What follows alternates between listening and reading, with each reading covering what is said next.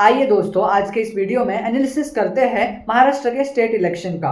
पहले वो 3 कारण जानते हैं जिसके वजह से यहाँ पर बीजेपी की बहुत बड़ी जीत हुई।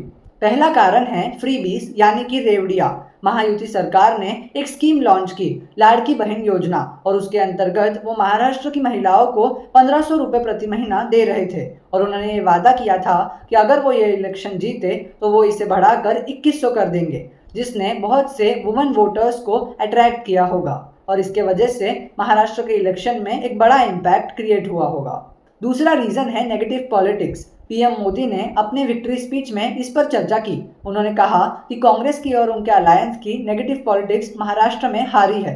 मैं ये कहना चाहता हूँ कि हाँ, ये बात तो सही है, लेकिन बीजेपी की भी नेगेटिव पॉलिटिक्स महाराष्ट्र में जीती है। इस इलेक्शन के पहले बीजेपी के द्वारा 2 स्लोगन्स दिए गए। पहला, बटेंगे तो कटेंगे, और दूसरा, एक है तो सेफ है।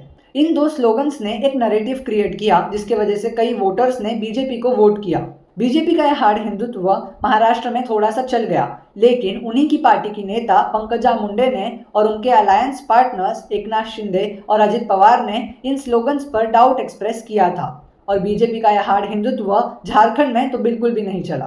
बीजेपी के जीत का तीसरा कारण बनी आरएसएस। इन्होंने साइलेंटली अपना काम कर दिया था। उस पर मैंने एक मीम टाइप वीडियो बनाया है जो आप देख सकते हैं। मैंने अभी एक आर्टिकल पढ़ा और उसमें 4 C's बताए गए जिसके वजह से महाराष्ट्र के इलेक्शंस इन्फ्लुएंस हुए थे। वह 4 C's है कैश, कम्युनलिज्म, कास्ट और क्रॉप्स।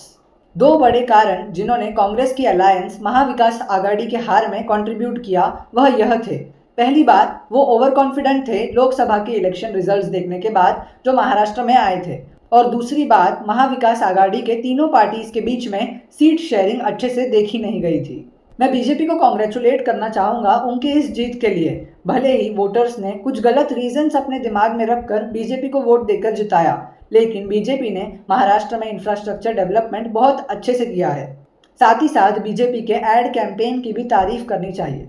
श्रमिकांच्या शक्तीची, भाविकांच्या भक्तीची, शेतकऱ्यांच्या कष्टाची, मराठीच्या निष्ठेची, संस्कारी शिस्तीची, आधुनिक तत्वाची, लखलखत्या तेजाची, आशा ही देशाची, आमची भाजपा सर्वांची, तुमची आमची भाजपा सर्वांची, भाजपा सर्वांची। भाजप महायुती आहे, करगती आहे, महाराष्ट्राची प्रगती आहे। चलिए, इलेक्शंस हो गए और बीजेपी जीत भी गई, लेकिन फ्यूचर के ऐसे 2 मुद्दे हैं जिन पे चर्चा होनी चाहिए। पहला मुद्दा है कि बीजेपी के इस अलायंस का रिजर्वेशन पे क्या डिसीजन रहेगा, और दूसरा मुद्दा है कि इलेक्शन कमीशन ने एक फेयर इंक्वायरी करनी चाहिए विनोद तावड़े के केस में, जहां पर उन्हें कैश डिस्ट्रीब्यूट करते हुए पकड़ा गया है।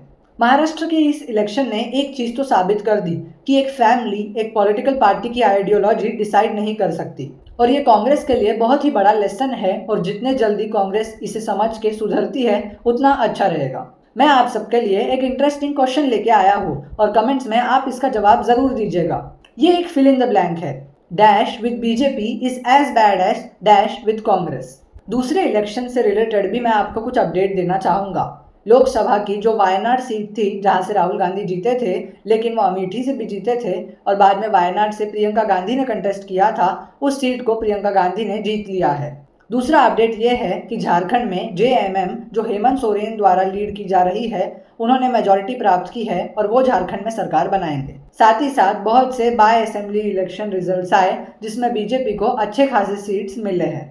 इस सरकार के अगले 5 साल में हमें देखना है कि जितने भी पुणे पोर्श केस के जैसे एक्सीडेंट हो रहे हैं उनमें जस्टिस कैसे प्रिवेल कर रहा है। साथ ही साथ कितने होर्डिंग्स कोलैप्स हो रहे हैं हर जगह पर और उसमें कितने इलीगल थे, कितने गड्ढे कम हुए, कितनी नई बसेस ऐड की गई, लोकल इश्यूज़ को कैसे हैंडल किया गया और बहुत सारी चीज़ें। 5 सालों के बाद जब वापस इलेक्शन होंगे तो इन्हीं बेसिस पर सरकार को चुनिएगा। अगर आपको वीडियो पसंद आया तो ज़रूर वीडियो को लाइक कीजिए। अगर आप चैनल पर नए हैं तो ज़रूर हमारे चैनल को सब्सक्राइब कीजिएगा। साथ ही साथ कमेंट करके हमें बताइए कि हम किन टॉपिक्स पर वीडियोस बना सकते हैं। वीडियो को शेयर करके और भी लोगों तक पहुंचाइए ताकि उन्हें भी इस टॉपिक के बारे में इंफॉर्मेशन मिले। धन्यवाद इस वीडियो को अंत तक देखने के लिए।